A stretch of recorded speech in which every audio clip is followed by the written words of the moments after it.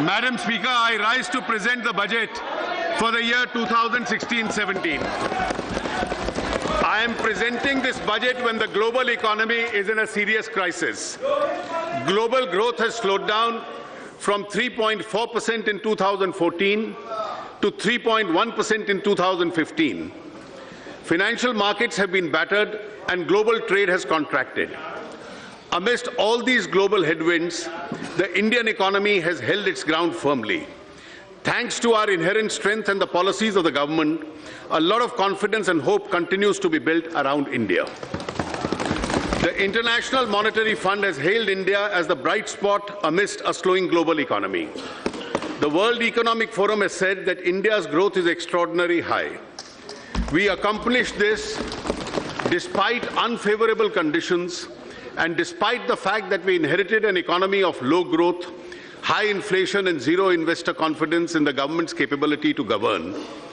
We converted these difficulties and challenges into an opportunity.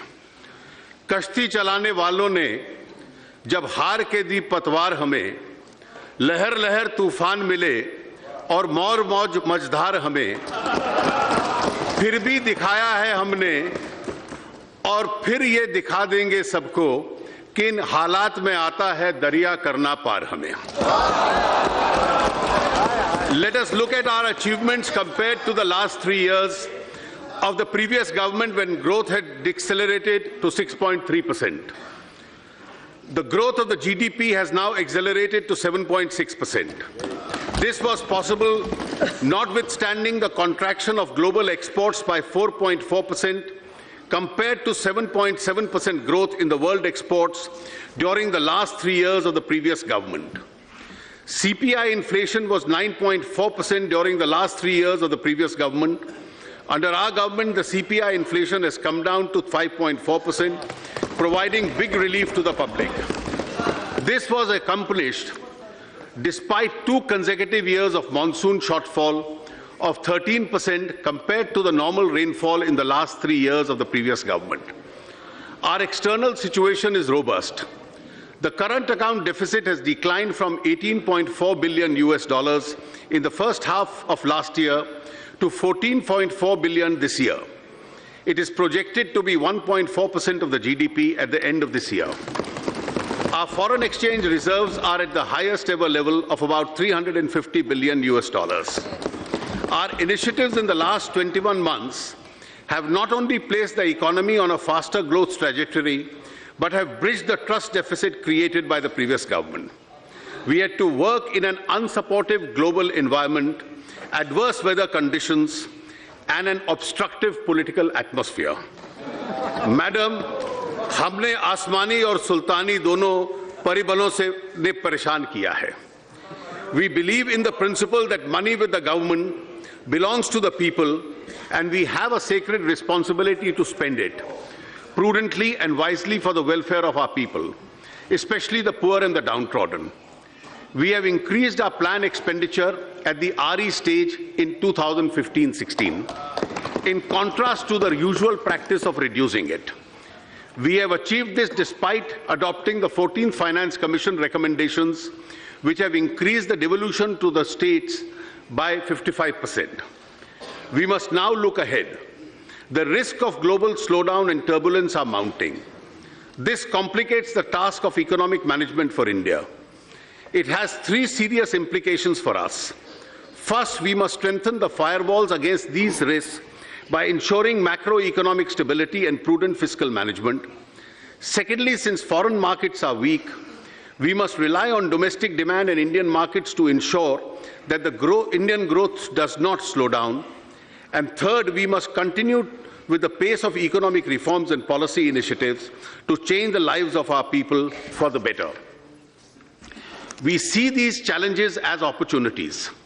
The financial year 2015-16 and 16-17 have been and will be extremely challenging for the government expenditure. The 14th Finance Commission has reduced the centre's share of taxes to 58% from 68%. In the financial year 2015-16, we managed to improve upon the budgeted expenditure due to resource revenue buoyancy, notwithstanding the steep reduction in the central share of taxes. The next financial year, 2016-17, will cast an additional burden on account of the recommendations of the 7th Central Pay Commission and implementation of the Defence OROP. The government, therefore, has to prioritize its expenditure. We wish to enhance the expenditure in the farm and the rural sector, the social sector, the infrastructure sector, and provide for recapitalization of the banks. This will address those sectors which need immediate attention. Once the government discharges these priority obligations, it will then focus on areas which are of utmost priority to the government. While increasing the outlay of the various social sector programs, the government will undertake 3 major schemes to help the weaker sections of society. The Pradhan Mantri Fasal Bima Yojana has already been announced to protect the farmer from adverse consequences of nature. The farmer will pay a nominal amount of insurance premium and get the highest ever compensation in the event of loss suffered. A health insurance scheme which protects 1/3 of India's population against hospitalization expenditure is being announced. The government is launching a new initiative to ensure that the BPL families are provided with cooking gas connections supported by a government subsidy. This will significantly improve the health of women and those BPL families who suffer adversely from the ill effects of chula cooking. The annual budget is also an opportunity for the government to outline its priorities for the year to come. The priority of the government is clearly to provide additional resource to vulnerable sections of the rural areas, social and physical infrastructure creation. The government shall endeavour to continue with ongoing reform program and ensure the passage of the Constitution Amendment to enable the implementation of the Goods and Services Tax, the passage of the Insolvency and Bankruptcy Law, and other important reform measures which are pending before Parliament. Additionally, as I will elaborate later, we will undertake a significant reform such as the enactment of a law to ensure that all government benefits are conferred on persons who deserve it by giving a statutory backing to the Aadhaar platform, bringing significant changes in the legislative framework relating to the transport sector so as to free it from constraints and restrictions, incentivizing gas discovery and exploration by providing calibrated market freedom, enactment of a comprehensive law to deal with resolution of financial firms, providing a legal framework of dispute resolution in PPP projects and public utility contracts, undertaking important banking sector reforms and public listing of general insurance companies, and undertaking significant changes in the FDI policy. Our agenda for the next year, therefore, is to transform India in this direction. My budget proposals are therefore built on this transformative agenda with 9 different pillars. They include 1. Agriculture and farmers' welfare with a focus on doubling farmers' income in 5 years. 2. Rural sector with emphasis on rural employment and infrastructure. 3. Social sector including healthcare to cover all the under welfare and health services. 4. Educational skills and job creation to make India a knowledge-based and productive society. 5. Infrastructure and investment to enhance efficiency and quality of life. 6. Financial sector reforms to bring transparency and stability. 7. Governance and ease of doing business to enable people to realize their full potential. 8. Fiscal discipline, prudent management of government finances and delivery of benefits to the needy. 9. Tax reforms to reduce compliance burden with a faith in the citizenry. In each of these things, I shall outline specific policy measures and initiatives which would have a transformative impact on our economy and the lives of our people. Agriculture and farmers' welfare. Let me first take up agriculture and farmers' welfare. We are grateful to our farmers for being the backbone of the country's food security. We need to think beyond food security and give back to our farmers a sense of income security. Government will therefore reorient its interventions in the farm and non-farm sector to double the income of farmers by 2022.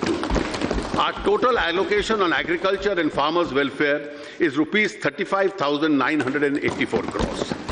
We need to address issues of optimal utilization of our water resources, create new infrastructure for irrigation, conserve soil fertility with balanced use of fertilizer, and provide value addition and connectivity from farm to markets. Irrigation is critical for increasing agricultural production and productivity. Of the 141 million hectares of net cultivated area in the country, only 46% is covered with irrigation. The Pradhan Mantri Krishi Sichai Yojana has been strengthened and implemented in mission mode. 28.5 lakh hectares will be brought under irrigation under this scheme. Implementation of 89 irrigation projects under AIBP, which has been languishing, will be fast-tracked. This will help us to irrigate 80.6 lakh hectares. These projects require rupees 17,000 crores next year and rupees 86,500 crores in the next 5 years. We will ensure that 23 of these projects are completed before 31st March 2017. A dedicated long-term irrigation fund will be created in NABARD with an initial corpus of about rupees 20,000 crores. To achieve all these, a total provision of rupees 12,517 crore has been made through budgetary support and market borrowings in 2016-17. Simultaneously, a major program for sustainable management of the groundwater resources has been prepared with an estimated cost of rupees 60,000 crores and proposed multilateral funding. At least 5 lakh farm ponds and dug wells in the rain-fed areas and 10 lakh compost pits for production of organic manure will be taken up by making productive use of allocations under MG Narega. The Soil Health Card scheme is now being implemented with greater vigor. Through this, the farmer gets information about the nutrient level of the soil and can make a judicious use of fertilizer. The target is to cover all 14 crore farm holdings by March 2017. Rupees 368 crore has been provided for the National Project of Soil Health and Fertility. Besides, 2,000 model retail outlets of fertilizer companies will be provided with soil and seed testing facilities during the next 3 years. Fertilizer companies will also co-market city compost, which increases the efficacy of chemical fertilizer. A policy for conversion of city waste into compost has been approved by the government under the Swachh Bharat Abhiyan. To increase crop yield in rain-fed areas, which account for nearly 55% of the country's arable land, organic farming is being promoted. Towards this end, the government has launched 2 important schemes: the Paramparagat Krishi Vikas Yojana, which will bring 5 lakh acres under organic farming over a 3-year period. Second, the government has launched a value chain organic farming scheme called the Organic Value Chain Development in the northeastern region. The emphasis is on value addition so that organic produce grown in these parts finds domestic and export market. A total provision of 412 crores has been made under these schemes. Incentives are being given for enhancement of pulses production. Rupees 500 crore under the National Food Security Mission has been assigned to pulses. The number of districts covered has been increased to 622. A national level competition will be held among 674 Krishi Vigyan Kendras with a total prize money of 50 lakhs to improve the efficiency and performance of these Kendras. Access to market is critical for farmers. The government is implementing a unified agricultural market scheme which envisages a common e-market platform that will be developed in selected 585 regulated wholesale markets. Amendment to the APMC Acts of the states are a prerequisite to join this e-platform. I am happy to inform that 12 states have already amended their APMC Acts and are ready to come on board. More states are expected to join this platform in the coming year. A unified agriculture market e-platform will be dedicated to the nation on the birthday of Dr. Babasaheb Ambedkar on 14th April this year. 97 lakh metric tons of storage capacity was added to the central pool stock during the current year. We are implementing the Pradhan Mantri Gram Sadak Yojana as never before. The scheme has suffered because of underfunding. The allocation in 2012-13 and 13-14 was only 8,885 and rupees 9,805 crores respectively. We have substantially increased the allocation in the last 2 years, which will now be allocated rupees 19,000 crores in 16-17. ये जो 19,000 करोड़ है, this is only 60% of the cost, क्योंकि 40% states bear करेंगे. Together with the state share, totally about 27,000 crores will be spent on this yojana in 2016-17. Our goal is to advance the completion target of the program from 2021 to 2019 and connect the remaining 65,000 eligible habitations by constructing 2.23 lakh kilometers of roads. Accordingly, the pace of construction, which is currently 100 kilometers per day, compared to an average of 73.5 kilometers between 11 and 14, which will be substantially now stepped up. To support farmers in the aftermath of natural calamities, government has revised the norms of assistance under the National Disaster Response Fund in April 2015. Special focus has been given to ensure adequate and timely flow of credit to the farmers. Against the target of 8.5 lakh crores in 2015-16, the target of agricultural credit in 16-17 will be an all-time high of rupees 9 lakh crores. To reduce the burden of loan repayment on farmers, a provision of rupees 15,000 crores has been made in the budgetary estimates of 16-17 towards interest subvention. The government has also provided a path-breaking crop insurance scheme, namely Prime Minister's Fasal Bima Yojana. For effective implementation of the scheme, I have provided 5,500 crores in the budget of 16-17. We have to ensure that the benefit of MSP reaches farmers in all parts of the country. Mr. Jaitley, if you want to, you can sit and then... Thank you, madam. I'll do that. Yeah. We will have to ensure that the benefit of the MSP reaches the farmers in all parts of the country. 3 specific initiatives will be taken up in 2016-17 for this. First, the remaining states will be encouraged to take up decentralized procurement. Second, an online procurement system will be undertaken through the Food Corporation of India.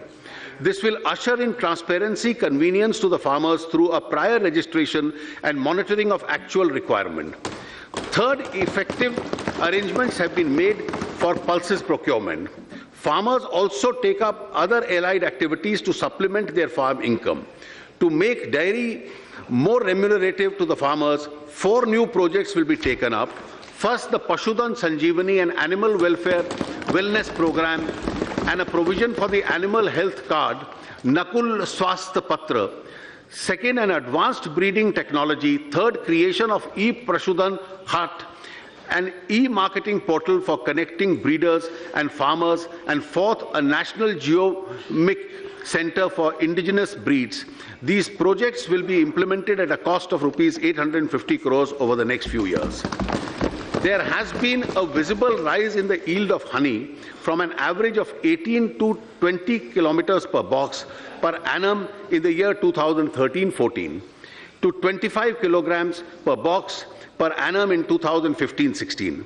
The total production of honey in the country has been increased from 76,150 metric tons in 14-15 to 86,500 metric tons. 90% of domestic honey is now exported. Rural area.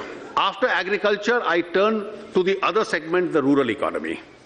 A sum of rupees 2.87 lakh crores will be given as grant in aid to the Gram Panchayats and municipalities as per the recommendations of the 14th Finance Commission.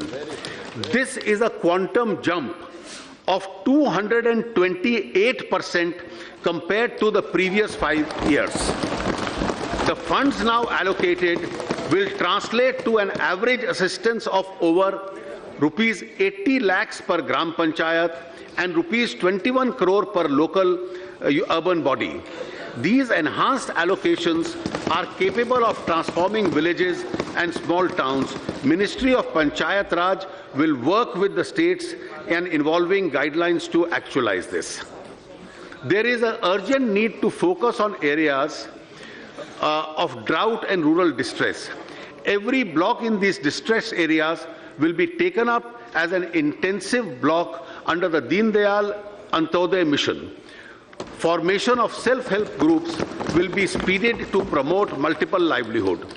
Cluster facilitation teams will be set up under MG Naregas to ensure water conservation and natural resource management. These instincts would also be taken up on a priority basis under the Pradhan Mantri Krishi Sinchai Yojana. A sum of rupees 38,500 crores has been allocated for Manrega in 2016-17. Madam, if this total amount is spent, this will be the highest ever amount spent in a year on Manrega.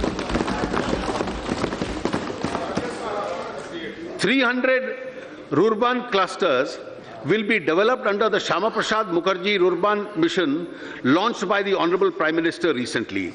These clusters will incubate growth centers in rural areas by providing infrastructural amenities and market access for farmers.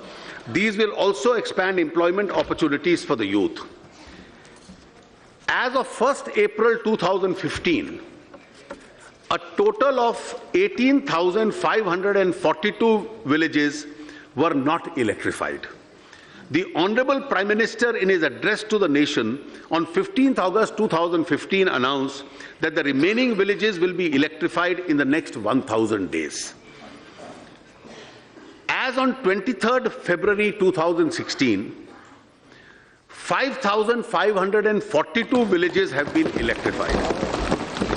I think the Power Minister and the Ministry deserves to be congratulated for this. This is more than the total combined achievement of the previous 3 years. The government is committed to achieve 100% village electrification by 1st May 2018.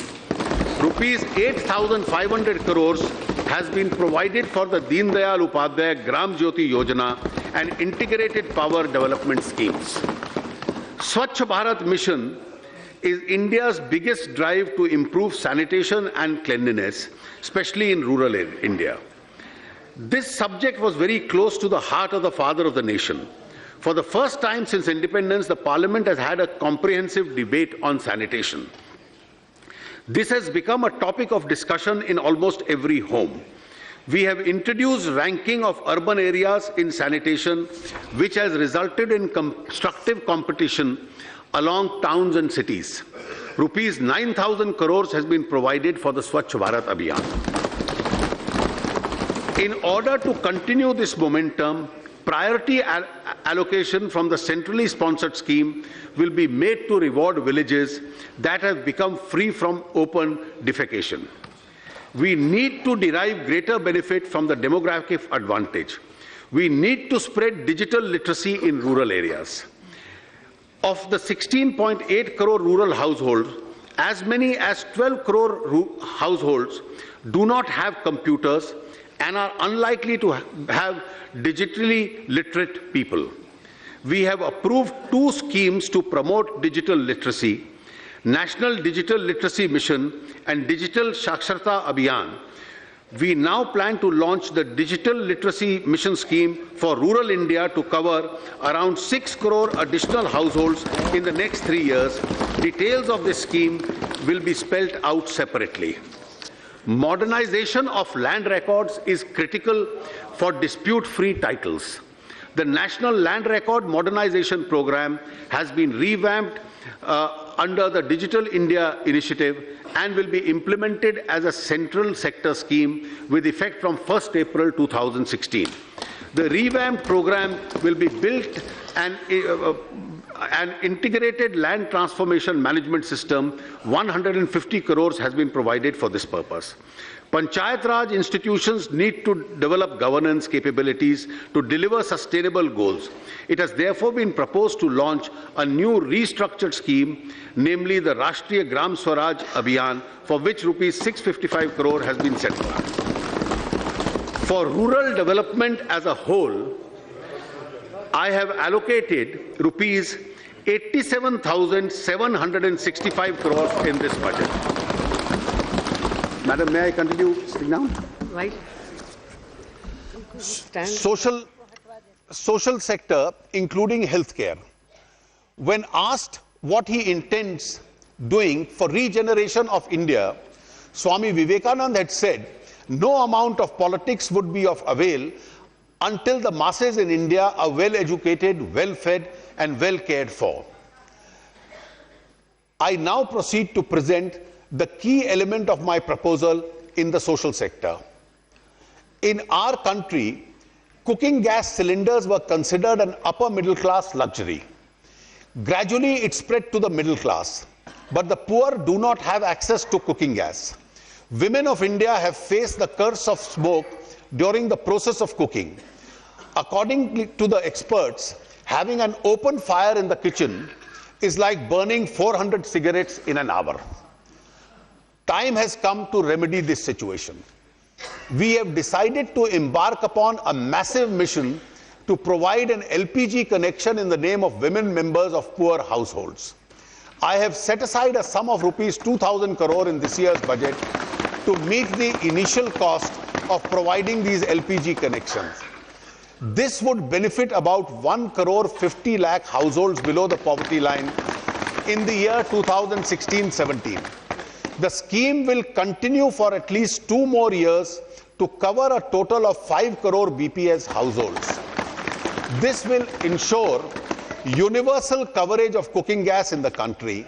This measure will empower women and protect their health. It will reduce drudgery and time spent on cooking. It will also provide employment for rural youth in the supply chain of cooking gas. I want to take this opportunity to express our gratitude and appreciation of 75 lakh middle class and lower middle class households who have voluntarily given up their cooking gas subsidy in response to a call given by the Prime Minister. Their gesture is a matter of pride for the country. Catastrophic health events are the single most important cause of unforeseen out-of-pocket expenditure, which pushes lakhs of households below the poverty line every year. Serious illness of family members causes severe stress on financial circumstances of poor and economic weaker families, shaking the foundations of economic security. In order to help such families, the government will launch a new health protection scheme which will provide health cover up to Rs 1 lakh per family. For senior citizens of the age of 60 and above belonging to this category, an additional top-up package of Rs 30,000 will be provided. Quality medicines, making quality medicines available at an affordable price has been a key challenge. This will reinvigorate the supply of generic drugs. 3,000 stores under the Prime Minister Jan Aushadhi Yojana will be opened during 2016-17.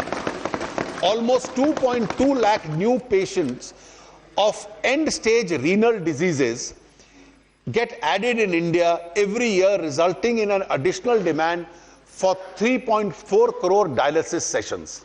With approximately 4,950 dialysis centers in India, largely in the private sector, concentrated in major towns, the demand is only half met.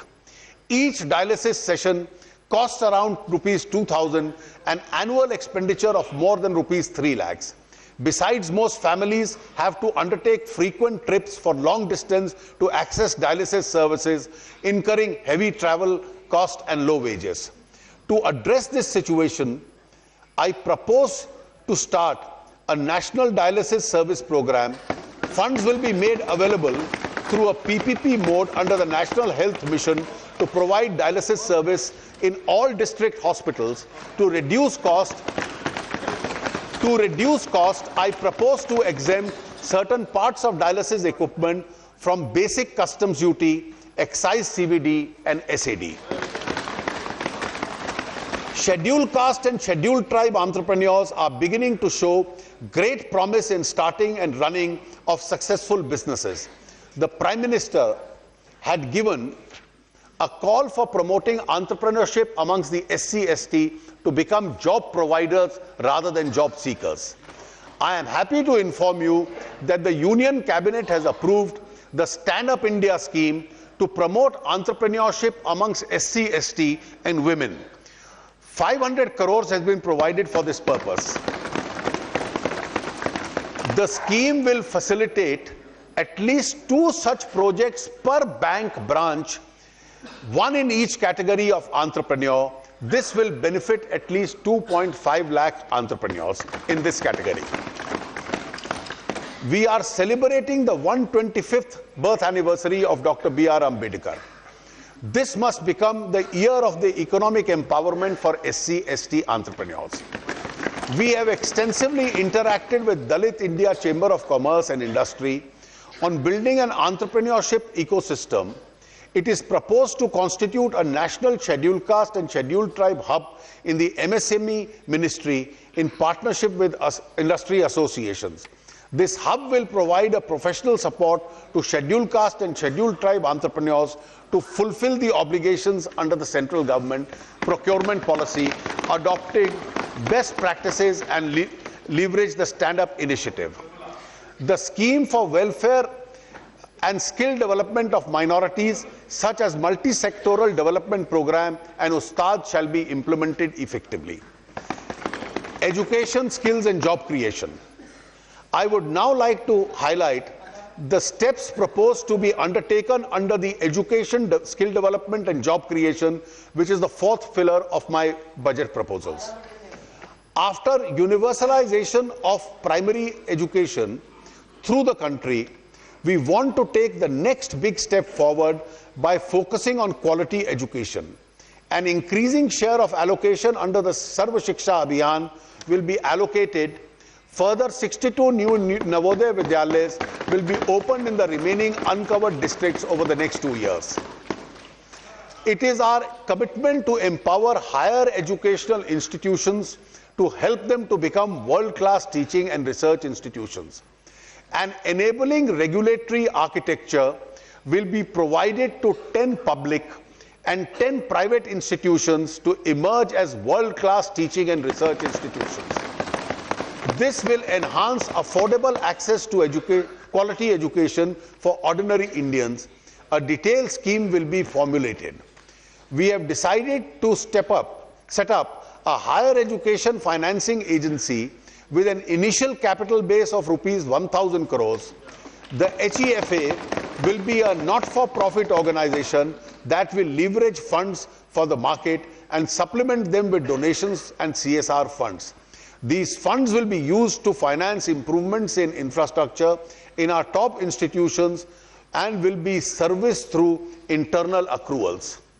To help students, higher educational institutions and employees to access degree certificates of candidates, it is proposed to establish a digital depository for school leaving certificates, college degrees, academic awards and mark sheets on the Passion of Securities Depository.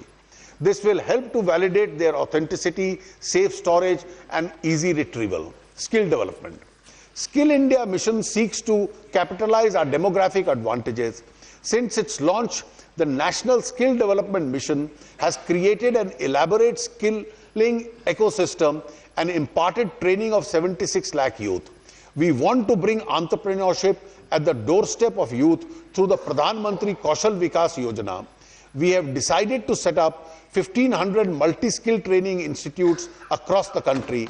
I am setting aside an amount of rupees 1,700 crores for this initiative.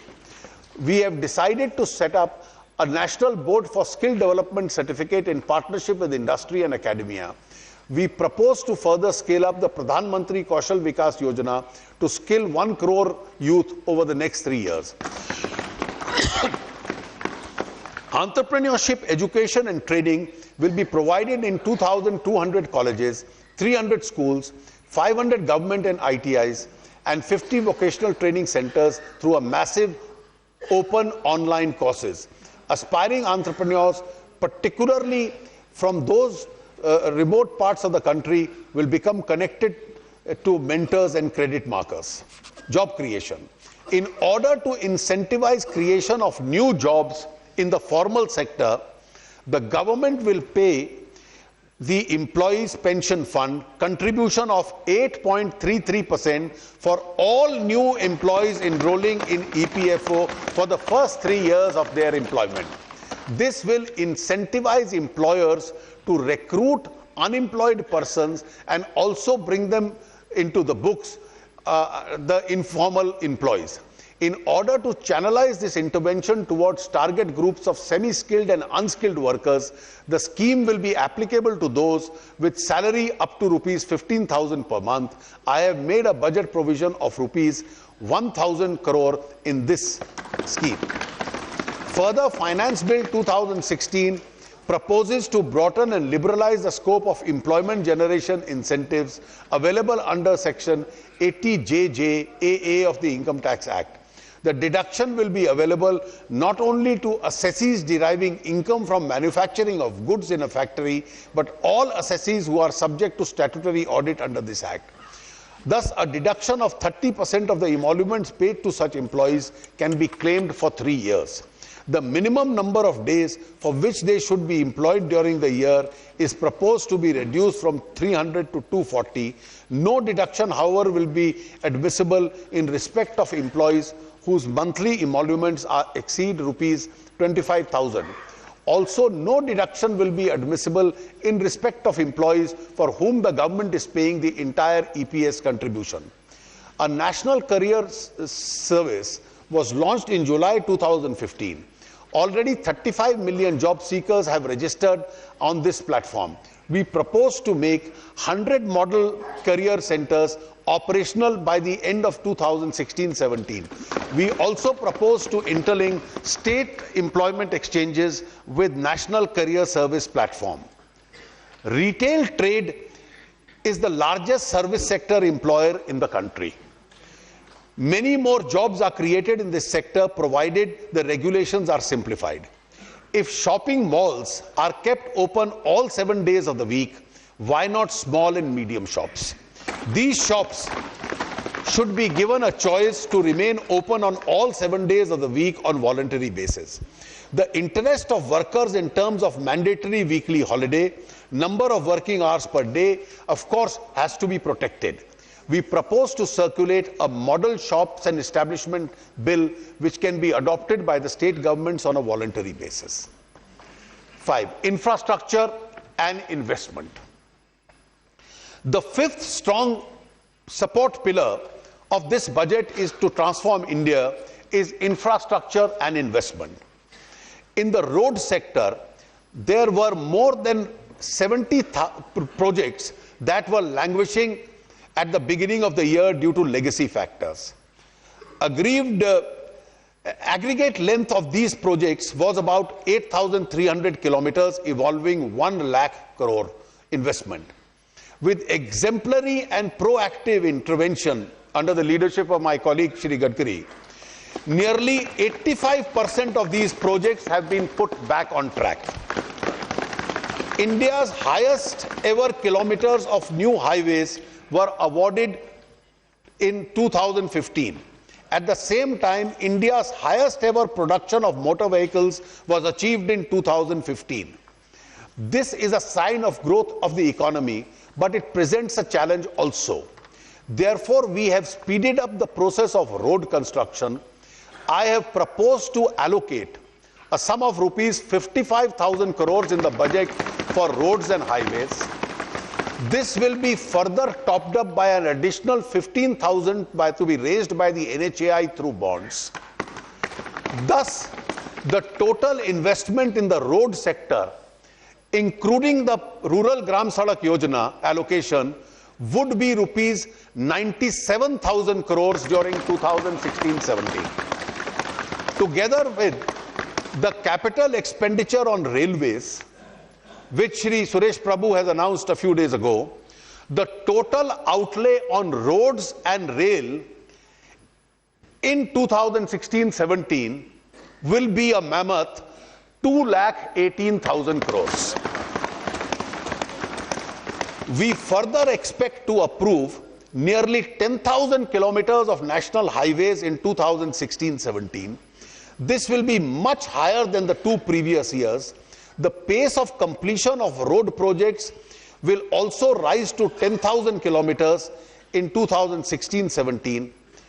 In addition, nearly 50,000 kilometers of state highway will also be taken up for upgradation as national highway. The total outlay for infrastructure in the budget estimates of 2016-17 now stands at rupees 2,21,246 crores. Madam, this is an important announcement. Passenger traffic on our roads has been made more efficient for the benefit of the common man and the middle class. This is a totally unreformed sector which suffers from several impediments. Abolition of permit Raj will be our medium-term goal. Government will enact necessary amendments in the Motor Vehicles Act and open up the road transport sector in the passenger segment. An enabling ecosystem which will be provided for the states, which will have a choice of adopting the new legal framework. Entrepreneurs will be able to operate buses on various routes, subject to efficiency and safety norms.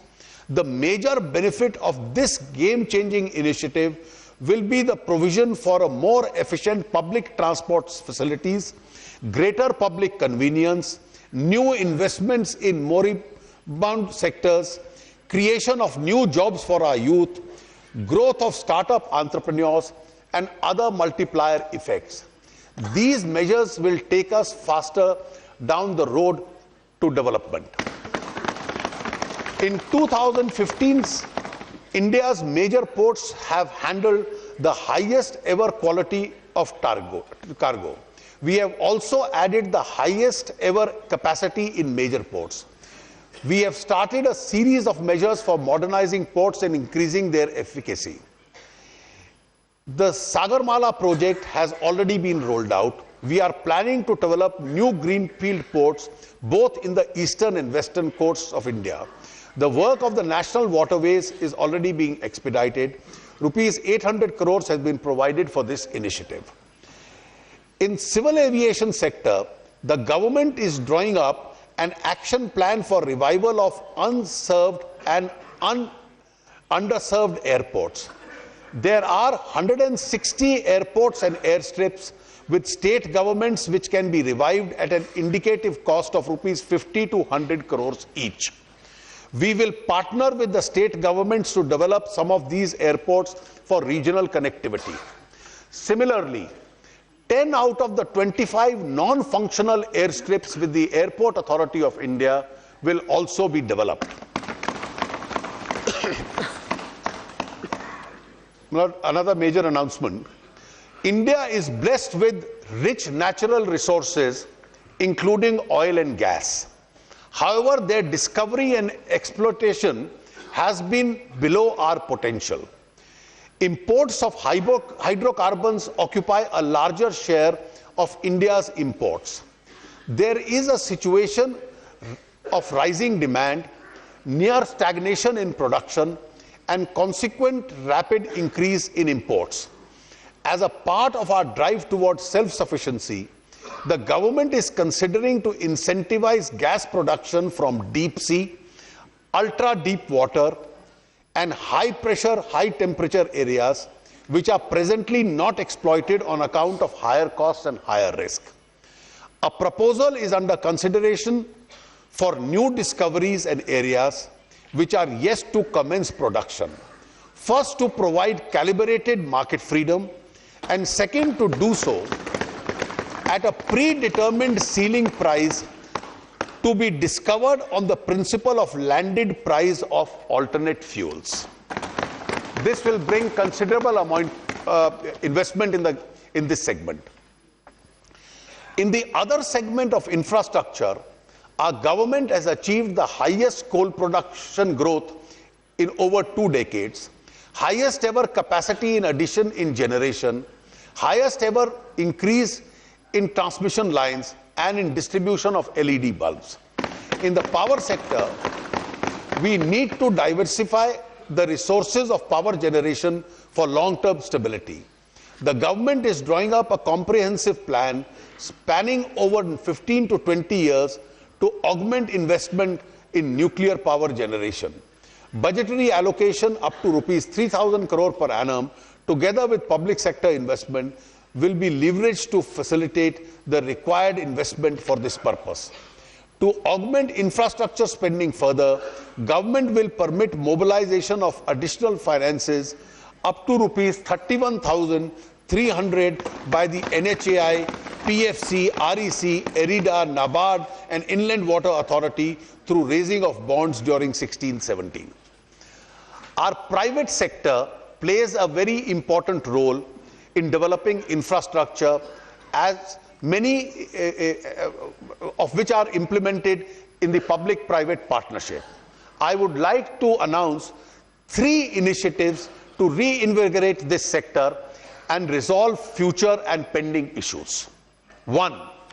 A public utility resolution of disputes bill will be introduced during 2016-17 to streamline an institutional arrangement for resolution of disputes in infrastructure relating to construction contracts, PPP, and public utility contracts. 2. Guidelines for renegotiation of PPP concession agreements will be issued, keeping in view the long-term nature of such contracts and the potential uncertainties of the real economy without compromising transparency. 3. A new credit rating system for infrastructure which gives emphasis to various inbuilt credit enhancement structures will be developed instead of relying on standard perception risks which often result in mispriced loans. These, Madam, I hope, will expedite the commencement of some of the stalled projects.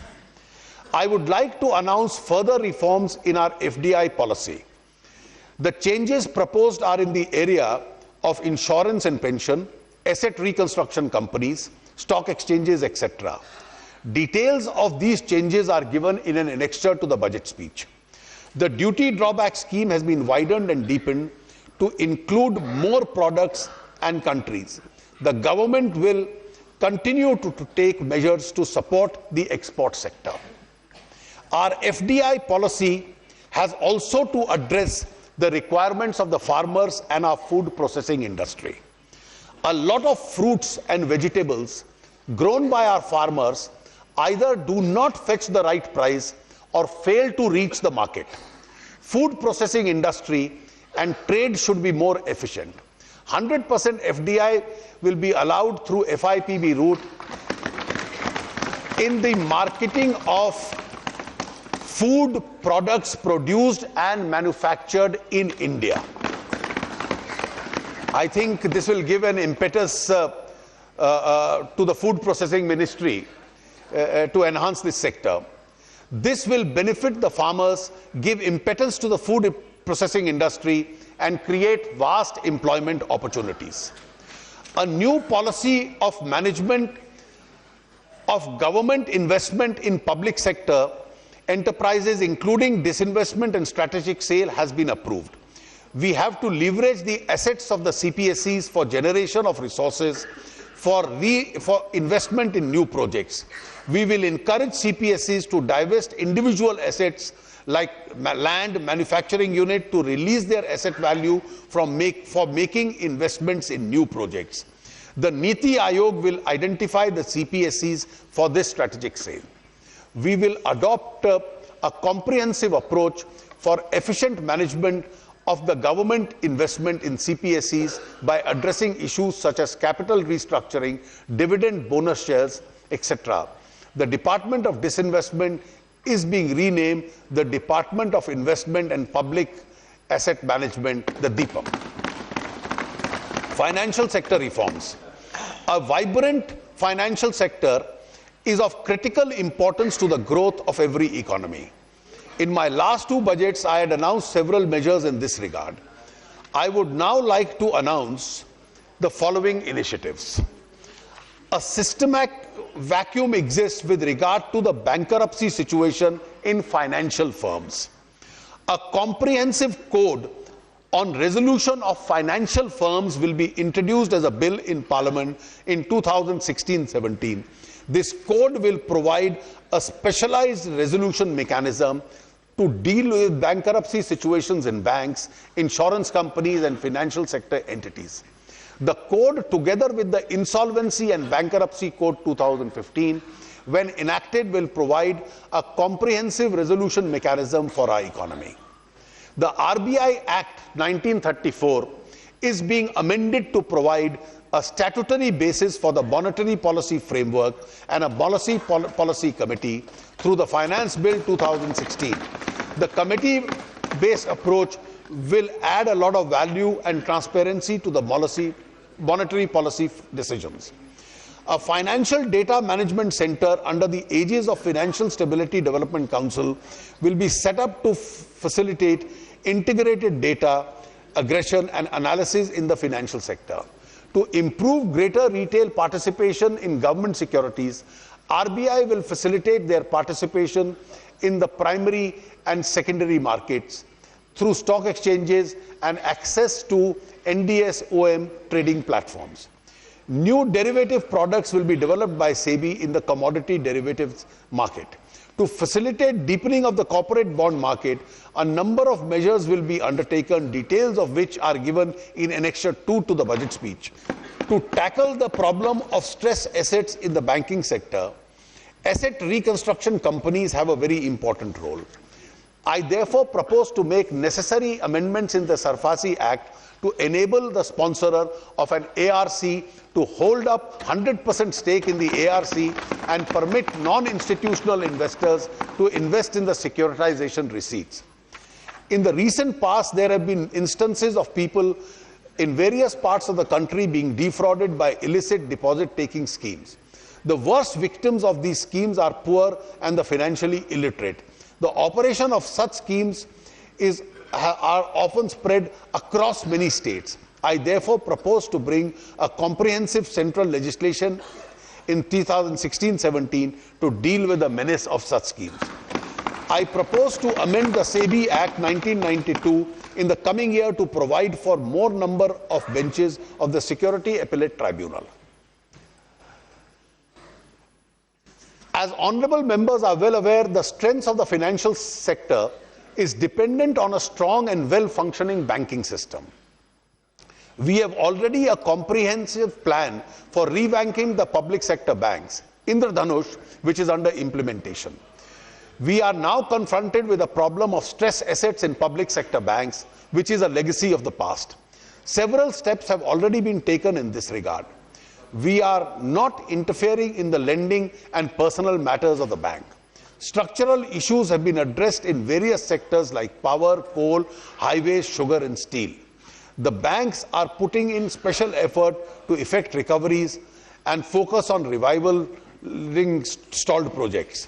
To support the banks in this effort, as well as to support credit growth, I have proposed an allocation of rupees 25,000 crores in the budget estimate of 16-17 towards recapitalization of the public sector banks. If additional capital is required by these banks, we will find resources for doing so. We stand solidly behind these banks. Our public sector banks will be strong and competitive.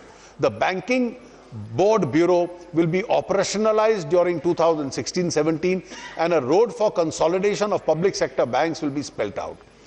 The process of transformation of the IDBI has already started. Government will take it forward and also consider the option of reducing its stake below 50%. For speedier resolution of stress assets, the Debt Recovery Tribunal will be strengthened with focus on empowering the existing infrastructure, including computerized processing of court cases to support reduction in the number of hearings and faster disposal of cases. The Pradhan Mantri Mudra Yojana was launched for the benefit of the bottom pyramid of entrepreneurs.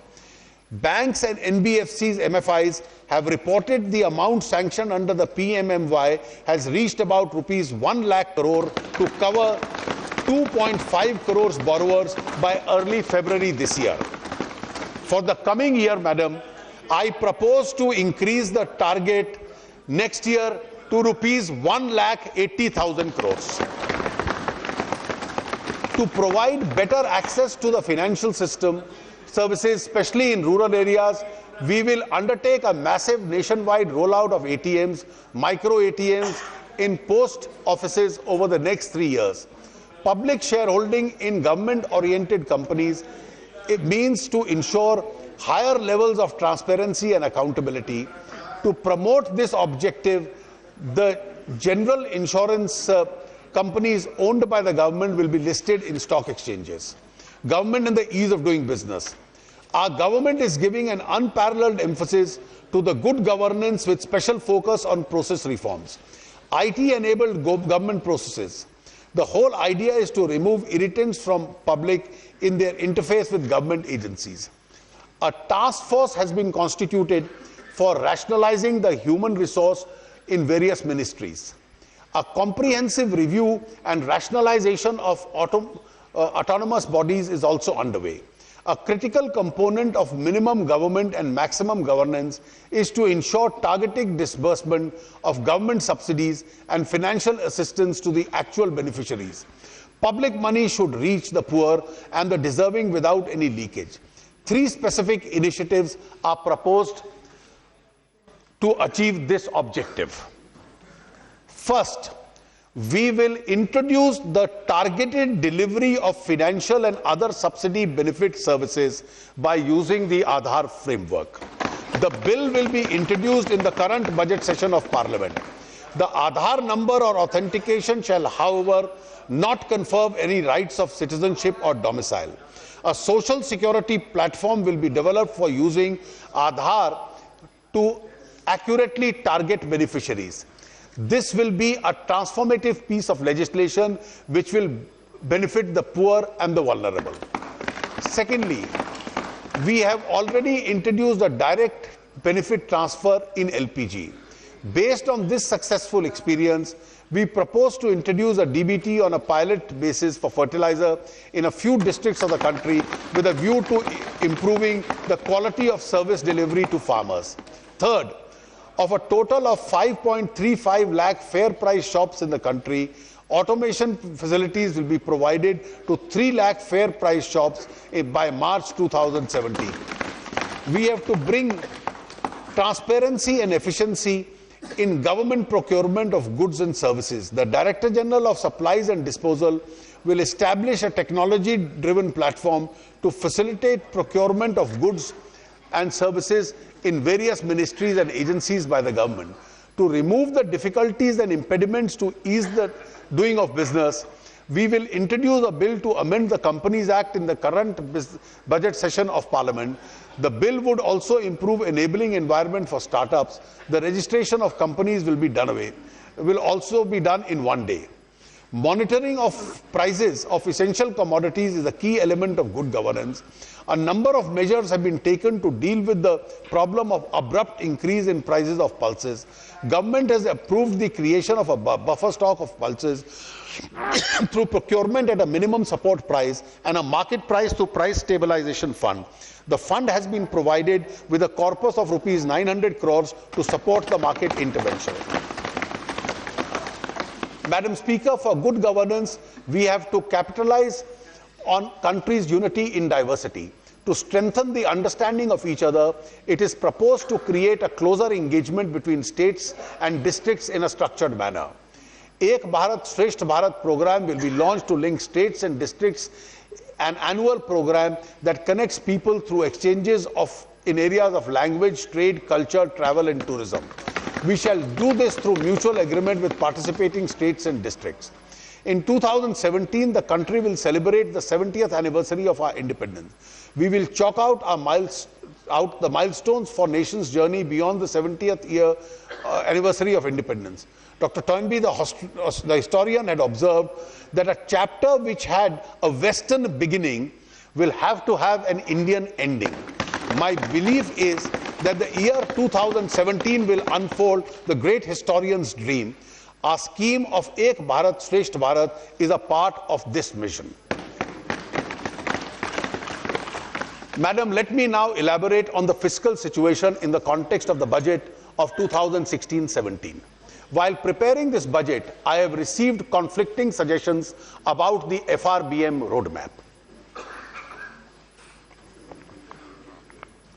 Different schools of thought have argued either in favor of fiscal consolidation and stability or for a less aggressive consolidation and for boosting growth. I have weighed the policy option and decided that prudence lies in adhering to fiscal targets. Consequently, the fiscal target in the revised estimate of 2015-16 and the budget estimate of 2016-17 have been retained at 3.9% and 3.5% of GDP respectively. While doing so, I have ensured that development agenda has not been compromised. The total expenditure in this budget for 2016-17 has been projected at rupees 19.78 lakh crores, consisting of rupees 5.50 lakh crore under plan and 14.28 lakh crores under non-plan. The increase in planned expenditure is in the order of 15.3% over the current year's BE. Plan allocation has been given special emphasis to sectors like agriculture, irrigation, social sector, including health, women and child development, welfare of scheduled caste and scheduled tribe, minorities, infrastructure, etc. Continuing with the policy of higher empowering states, the total resources being transferred to the states are 99,681 crores more than RE of 15-16 and rupees 2,46,024 crores more than the actuals of 2014-15. Details of allocations in certain vital sector schemes and transfer to the states are given in Annexure 3 to the speech. This is the last year of the 12th plan. Successive committees have questioned the merit in having a plan and a non-plan classification of the government expenditure. A broad understanding over the years has been that planned expenditures are good and non-planned expenditures are bad. This results in a skewed allocation in the budget. We need to correct this and give greater focus to revenue and capital classification of government expenditure. We have therefore decided that the non-plan classification will be done away with from fiscal 2017-18. The Finance Ministry will closely work with the state finance departments and align central state budgets in this regard. To improve the quality of government expenditure, every new scheme sanctioned by the government will have a sunset date and an outcome review. A redeeming feature of this year's budget is that we have improved upon the revenue deficit target from 2.8% to 2.5% of GDP in the RE of 2015-16. The FRBM Act has been under implementation for more than a decade. Both central and state governments have made significant gains from the implementation of this act. There is now a school of thought which believes that instead of a fixed number as a fiscal target, it may be better to have a fiscal target range as the target, which would give necessary policy space to the government to deal with dynamic situations. There is also a suggestion that fiscal expansion or contraction should be aligned with credit contraction or expansion respectively in the economy. While remaining committed to fiscal prudence and consolidation, a time has come to review the working of the FRBM Act, especially in the context of uncertainty and volatility, which have become the new norm of the global economy. I therefore propose to set up and constitute a committee to review the implementation of the FRBM and give its recommendation on the way forward. As honourable members are aware, the 7th Pay Commission has submitted its report. Following the past practice, a committee has been constituted to examine the report and give its recommendations. In the meanwhile, I have made necessary interim provisions in the budget.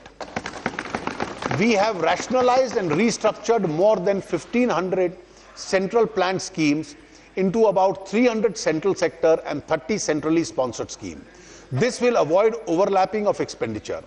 I reiterate that I remain committed to the financial requirements arising out of the economic packages that have been announced by our government, and also commitments emanating from the reorganization of the states. I have also allocated an initial sum of rupees 100 crores each for celebrating the birth anniversary of Pandit Deen Dayal Upadhyay and the 350th birth anniversary of Guru Gobind Singh Ji. Tax reforms. I shall now turn to tax reform, which is elaborated in Part B of my budget scheme. Madam Speaker, I shall now present my tax proposals. The government acknowledges the role of the taxpayer in the nation building. Each rupee of the tax contributes towards the government's effort to provide a better infrastructure, rural revival, and social well-being. Taxation is a major tool to the government for removing poverty and inequality from the society. The posterity will not forgive us if we do not use this opportunity in this perspective. The thrust of my tax proposals this year falls in 9 categories. 1. Relief to small taxpayer. 2. Measures to boost growth and employment generation. 3. Incentivizing domestic value additions to help make in India. 4. Measures for moving towards a pension society. 5. Measures for promoting affordable housing. 6. Additional resource mobilization for agriculture, rural economy, and clean environment. 7. Reducing litigation and providing certainty in taxation. 8. Simplification and rationalization of taxation. 9. Use of technology for creating accountability. Relief to small taxpayer. In order to lessen the burden on individuals with income not exceeding 5 lakhs, I propose the ceiling of tax rebate under Section 87A from 2,000 to rupees 5,000. There are more than 2 crore taxpayers in this category who will get a relief of rupees 3,000 in their tax liability. The people who do not have any house of their own and do not get any house rent allowance from their employer today get a reduction of rupees 24,000 per annum in their income to compensate them for the rent they pay. I propose to increase the limit of deduction in respect of rent paid under Section 80GG from rupees 24,000 per annum to rupees 60,000 per annum, which should provide relief to those who live in rented houses. The next, madam, is important. Presumptive taxation schemes under Section 44AD of the Income Tax Act is available for small and medium enterprises, that is non-corporate businesses, with a turnover or gross receipts not exceeding 1 crore rupees.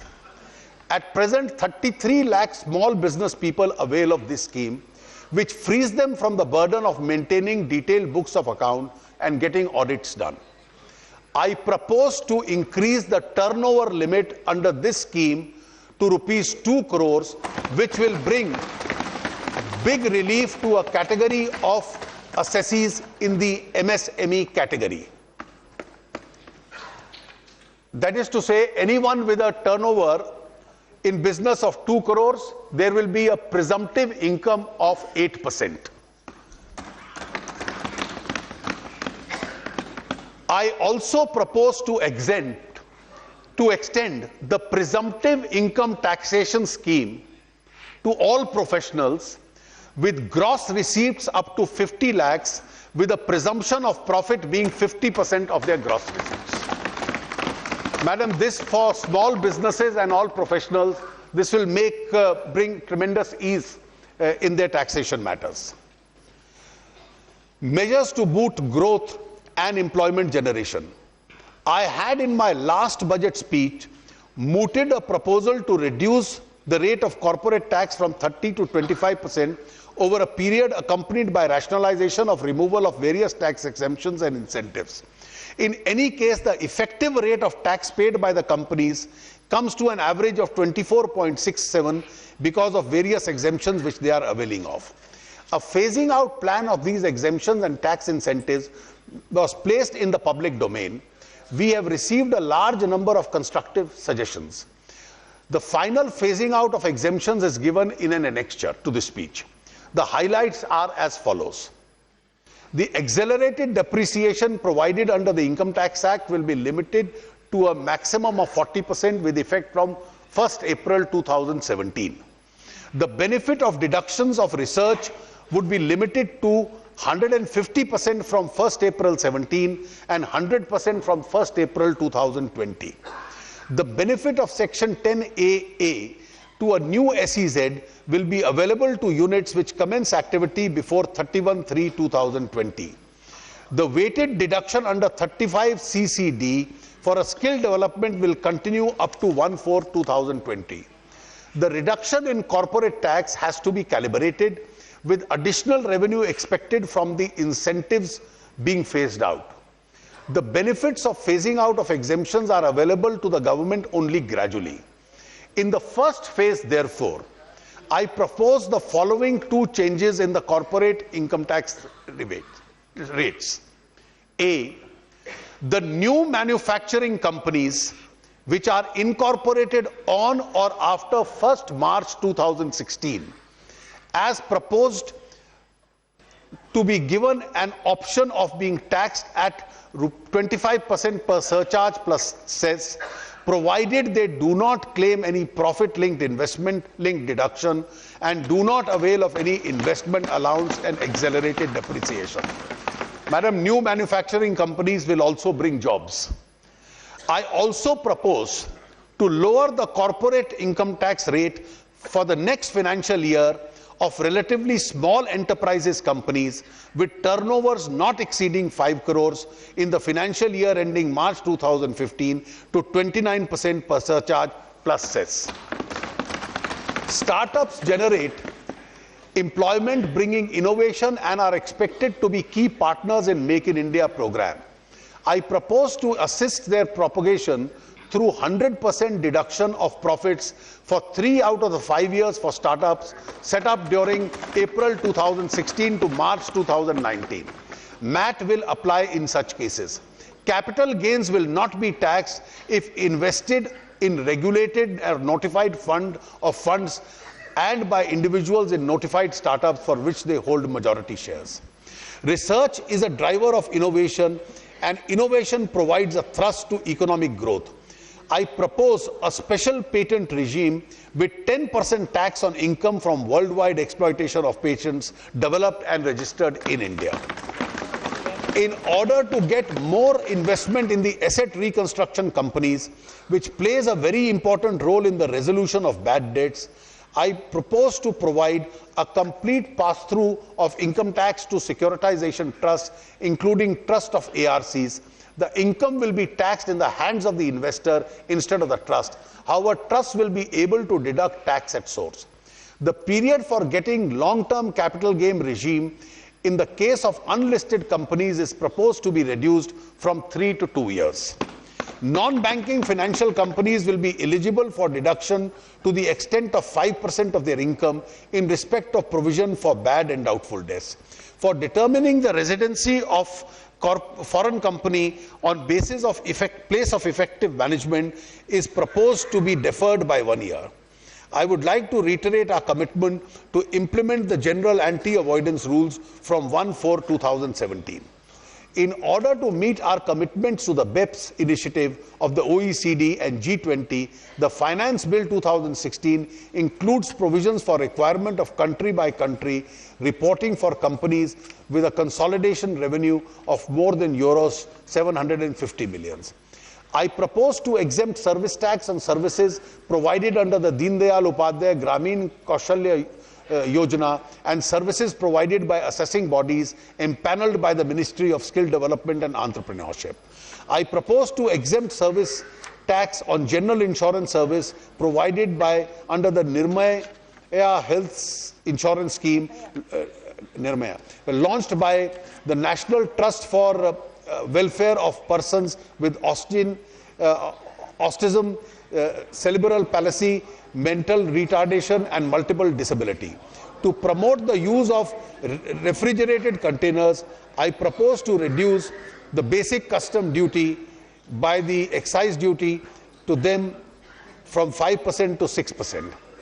As a number of assistive devices, rehabilitation aids and other goods for differently abled persons attract nil basic custom duty, accepting the suggestion that came from the Mr. Rahul Gandhi, I propose to exempt this exemption to the burial paper also. Customs and excise duty structures plays an important role in incentivizing domestic value addition towards Make in India campaign of our government. In line with that, I propose to make suitable changes in the customs and excise duty rates of certain inputs, raw materials, intermediaries, components and certain other goods, and simplifying procedures as to reduce cost and improve competitiveness of domestic industry in sectors like information technology, hardware, capital goods, defense production, textiles, mineral fuels, mineral oils, chemicals, petrochemicals, paperboard and newsprint, maintenance, repair and overhauling of aircrafts and ship repair. Details of these changes are given in annexure to the budget speech. Measures for providing a pension society. Pension schemes offer financial protection to senior citizens. I believe that the tax treatment should be uniform for defined benefits and defined contribution pension schemes, pension plans. I propose to make withdrawal up to 40% of the corpus at the time of retirement tax exempt in the case of the National Pension Scheme. In case of superannuation funds and recognized provident funds, including EPF, and the same norm of 40% of the corpus to be tax-free will apply in respects of corpus created out of contribution made after 1/4/2017. Further, the annuity fund which goes to the legal heir after the death of the pensioner will not be taxable in all three cases. Also, we are proposing a monetary limit for contribution of the employer in recognized provident and superannuation fund at 1.5 lakh per annum for taking the tax benefit. I propose to exempt from service tax the annuity services provided by the National Pension System and the services provided by the EPFO to its employees. I also propose to reduce service tax on single premium annuity insurance policies from 3.5% to 1.4% of premium paid in certain cases. Measures to promote affordable housing. The Pradhan Mantri Awas Yojana embodies the assurance of the government to address the housing needs of all, and more specifically the poor, in a time-bound manner. Construction of housing creates considerable employment opportunities as well.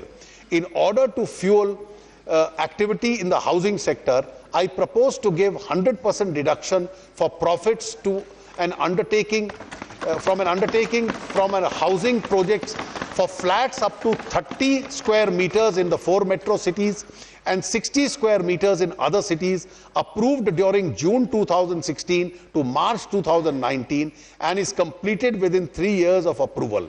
Minimum alternative tax will, however, apply to these undertakings. For the first home buyers, I propose to give a deduction for an additional interest of rupees 50,000 per annum for loans up to 35 lakhs sanctioned during the next financial year, provided value of the house does not exceed 50 lakhs. Another proposal to stimulate housing activity is to facilitate investment in the real estate investment trusts. I propose that any distribution made out of the income of the SPV by the REITs or the InvITs having specified shareholding will not be subject to the dividend distribution tax. It is proposed to exempt service tax on construction of affordable housing up to 60 square meters under any scheme of central or state government, including the PP scheme.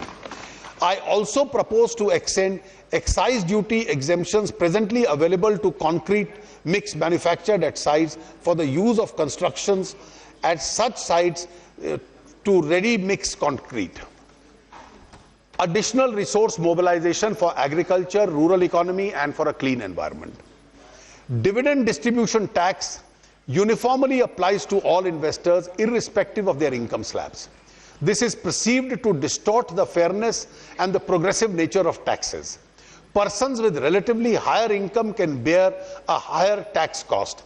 I therefore propose that in addition to the DDT paid by the companies, tax at the rate of 10% of the gross amount of dividend will be payable by recipients, that is an individual, HUF and firm, receiving dividend in excess of 10 lakh rupees per annum. I also propose to raise the surcharge from 12% to 15% on person other than companies, firms, cooperative societies having an income of over rupees 1 crore. I also propose to collect at source at the rate of 1% on purchase of luxury cars exceeding a value of 10 lakhs and purchase of goods and services in cash exceeding rupees 2 lakhs.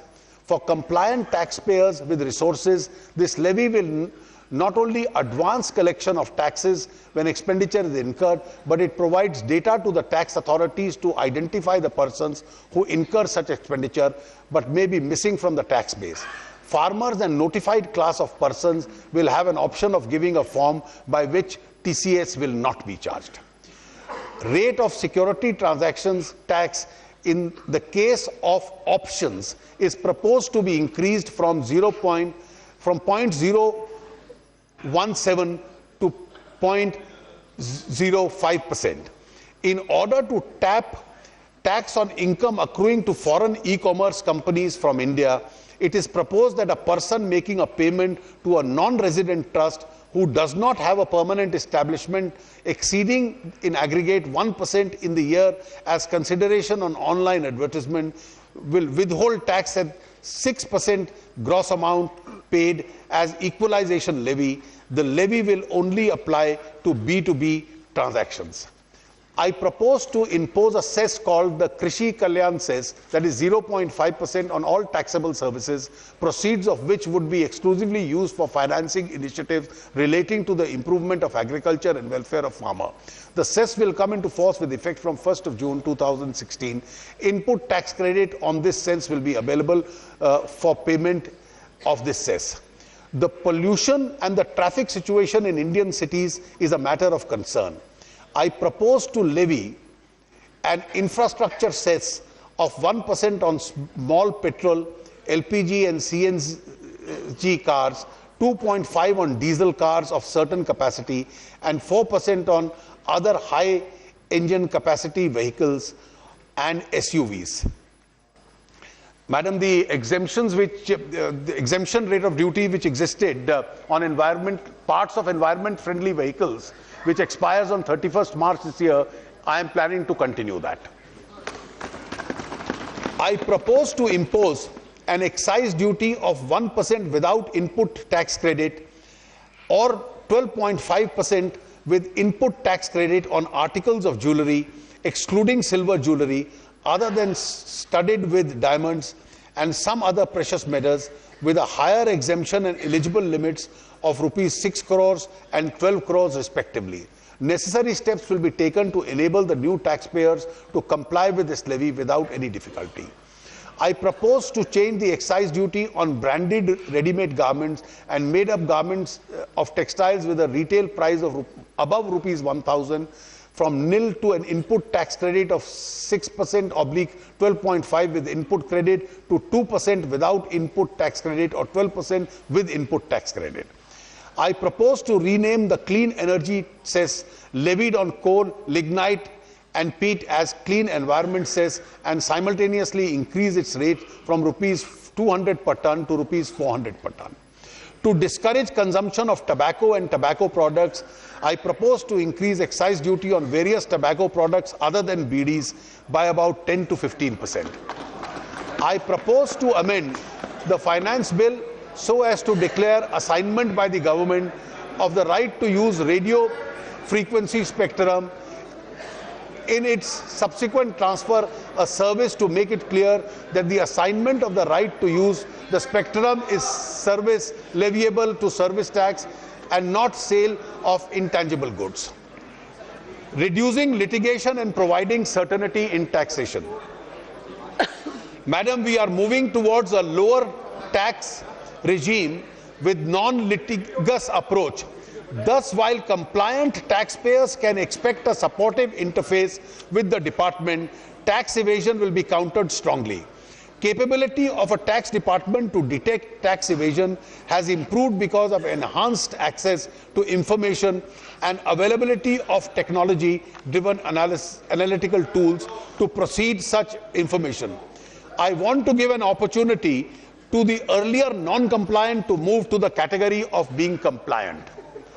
I propose a limited period compliance window for domestic taxpayers to declare undisclosed income or income represented in any form of asset and clear up their past transgressions by paying tax at 30%, a surcharge of 7.5% and a penalty of 7.5%, which is a total of 45% of the undisclosed income. There will be no scrutiny or inquiry regarding the tax declared in these declarations under the Income Tax Act or the Wealth Tax Act, and declarations will have immunity from prosecution. Immunity from Benami Transaction Prohibition Act 1988 has also been proposed subject to certain conditions. The surcharge levied 7.5% of undisclosed income will be called Krishi Kalyan surcharge and will be used for agriculture and rural economy. We plan to open the window under the income tax disclosure scheme from 1st June to 30th September 2016 with an option to pay the amount due within 2 months of the declaration. Our government is fully committed to removing black money from the economy. Having given one opportunity for those who evaded income to declare it once, we would like to focus all our resources on bringing back people with black money to the books. Litigation is a scourge on the tax-friendly regime and creates an environment of distrust in addition to increasing the compliance cost of taxpayers and administrative cost to the government. There are about 3 lakh tax cases pending before the first appellate authority with disputed amount of rupees 5.5 lakh crores. In order to reduce this number, I propose a new dispute resolution scheme. A taxpayer who has an appeal pending as of today before the Commissioner Appeals can settle his case by paying disputed tax and interest up to the date of assessment. No penalty in respect of income tax cases with disputed tax up to rupees 10 lakhs will be levied. Cases where disputed tax exceeds 10 lakhs will be subjected only to 25% of the minimum of the imposable penalty for both direct and indirect taxes. Any pending appeal against a penalty order can be settled by paying 25% of the minimum amount of imposable penalty. Certain categories of persons, including those who are charged with criminal offences under the specified acts, are proposed to be barred from availing of this scheme.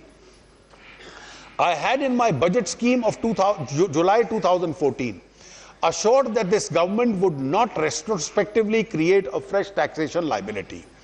I had hoped then that cases pending in various courts and other legal fora relating to certain retrospective amendments undertaken to the Income Tax Act 1961 through the Finance Act of 2012 would soon reach their logical conclusion. I would like to reiterate that we are committed to provide a stable and predictable taxation regime. We will not resort to such an amendment in future.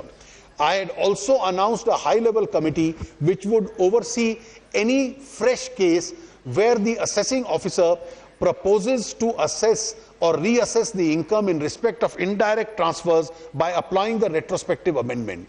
In order to allay any fears of tax adventurism, the committee will now be chaired by the Revenue Secretary and consist of the chairman, CBDT, and an expert from outside. The committee will effectively oversee the implementation of this assurance. In order to give an opportunity for past cases which are ongoing under the retrospective amendment, I propose a one-time scheme for dispute resolution for them, in which, subject to their agreeing to withdraw their pending appeals lying in any court or tribunal or any proceeding for arbitration, mediation, etc. under BIPA, they can settle the case by paying the tax areas, in which case the liability of interest and penalty shall be waived. Levy of heavy penalty for concealment of income has over the years resulted in a large number of disputes, despite a number of decisions of the Apex Court on interpretation of statutory provisions and principles guiding the imposition of the penalty. At present, the income tax officer has a discretion to levy penalty at rupees 100% to 300% of the tax sought to be evaded. I propose to modify the entire scheme of penalty by providing a different categories of misdemeanors with graded penalty, and therefore substantially reducing the discretionary power of the tax officer. The penalty rates will now be 50% of the tax in the case of underreporting of income and 200% in tax where there is misreporting of fact. Remission of penalty is also proposed in certain circumstances where taxes are paid and appeal is not filed. Another issue which has led to considerable number of disputes is the quantification of disallowance of expenditure relating to exempt income under Section 14A of the Income Tax Act. I propose to rationalize the formula in Rule 8D governing such quantification. The said rule is being amended to provide that disallowance will be limited to 1% of the monthly average value of investment yielding exempt income, but not exceeding the actual expenditure claimed. As another taxpayer-friendly measure, I propose to provide a limit of 1 year for disposing of petitions for taxpayers seeking waiver of interest and penalty. The Income Tax Department is also issuing instructions for making it mandatory for assessing officers to grant stay of demand once the assessee pays 15% of the disputed demand, while the appeal is pending before the Commissioner of Income Tax Appeals. In case of deviations, the assessing officer has to take orders from his superiors. The tax officer also has an option to the superior officer in case he does not agree with conditions of stay order passed by the subordinate officer. In order to remove the backlog of cases, we are creating 11 new benches of the Customs, Excise and Service Tax Appeal Tribunal, CSTAT.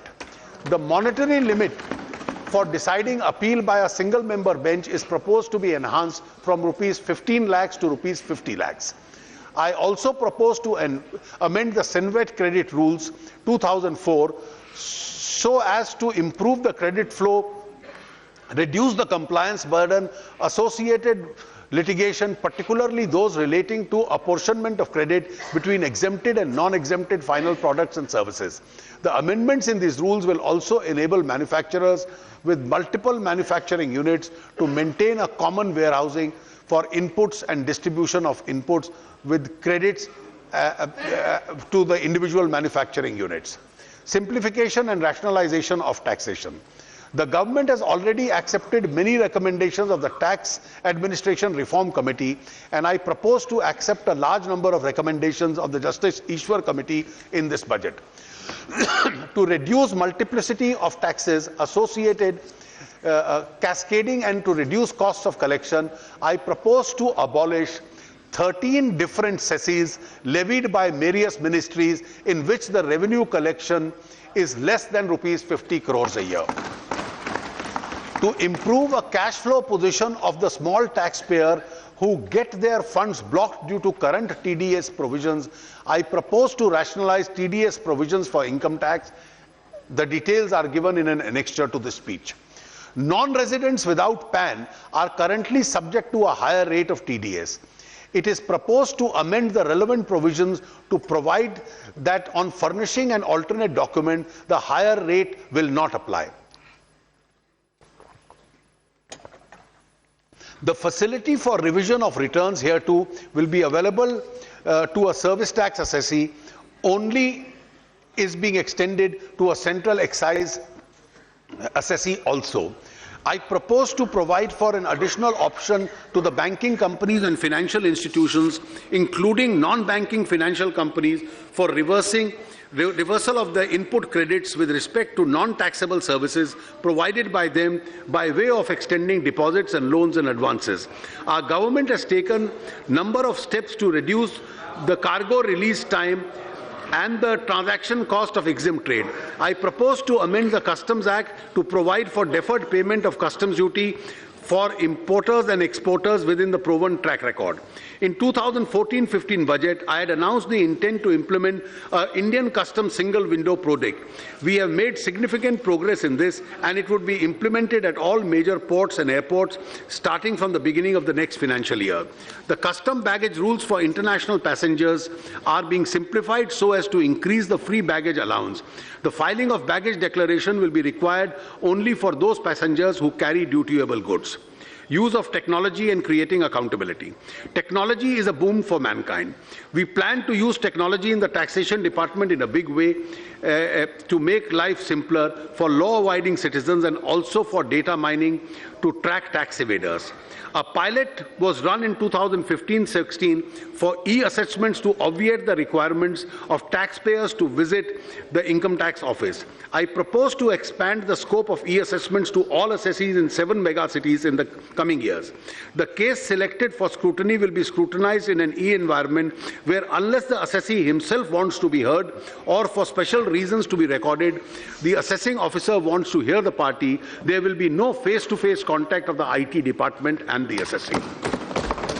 Income Tax Department will fully expand the pilot initiative of e-Sahyog with a view to reduce compliance costs, especially for small taxpayers. The object of e-Sahyog project will be to provide online mechanism to resolve mismatches in income tax returns without requiring taxpayers to attend the income tax office.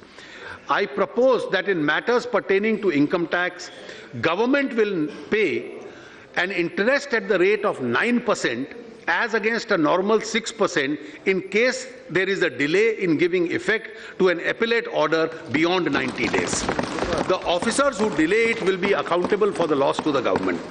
I also propose to change the procedure to provide for a shift from physical controls to record-based control for customs bonded warehouses supported by sophisticated IT systems. Madam Speaker, my direct tax proposals would result in a revenue loss of rupees 1,060 crores, and my indirect tax proposals will yield rupees 20,670. Thus, the net impact of all tax proposals would be a revenue gain of rupees 19,610 crores.